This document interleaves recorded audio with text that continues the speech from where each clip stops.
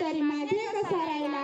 सन्माननीय व्यासपीठावरील मान्यवर वंदनीय गुरुजन वर्ग व येथे उपस्थित असलेले माझ्या आदिवासी बांधवांनो, माझे नाव रवीना राजेंद्र गुंबाडे. सर्वांना माझा नमस्कार. हक्काने पावरी वाजवतो, अख्ख्या जगाला नाचवतो. हक्काने पावरी वाजवतो, अख्ख्या जगाला नाचवतो. म्हणूनच आम्ही आदिवासी दिवस गाजवतो. म्हणूनच आम्ही आदिवासी दिवस गाजवतो.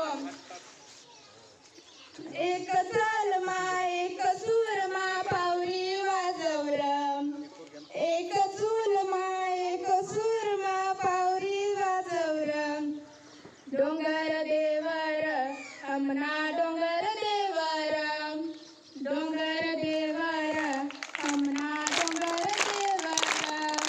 नवस बोलून नारे फोडून आम्हा सुखी ठेवर. नवस बोलून नारे फोडून आम्हा सुखी ठेवर.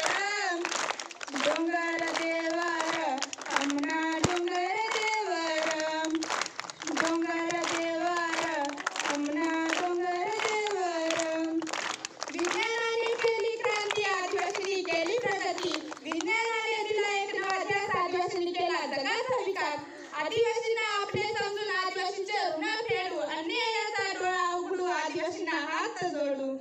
मित्रांनो, आदिवासी या नावाला फार प्राचीन इतिहास आहे.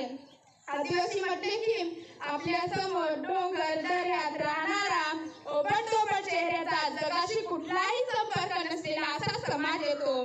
जगाच्या पाठीवर ज्या माणसाने ज्या जीवाने पहिल्यांदा जन्म घेतला तो जीव म्हणजे आदिवासी मानवच.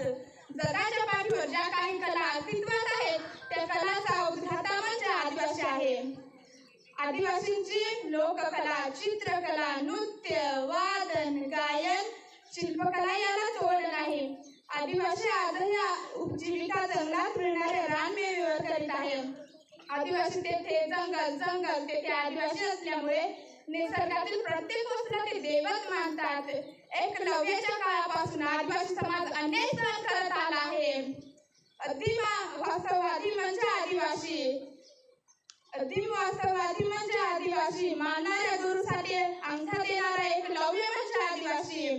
अन्यायाविरुद्ध पहिला बंड पुकारणारा आद्य क्रांतीवीर राघोजी भांगरे म्हणजे आदिवासी. संस्कृतीचा जनक म्हणजे आदिवासी. संस्कृतीचा जनक म्हणजे आदिवासी.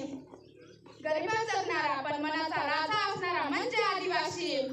पर्यावरणाचा रक्षण करणारा म्हणजे आदिवासी. एवढे बोलून मी माझे 2 शब्द संपवते. जय हिंद, जय महाराष्ट्र.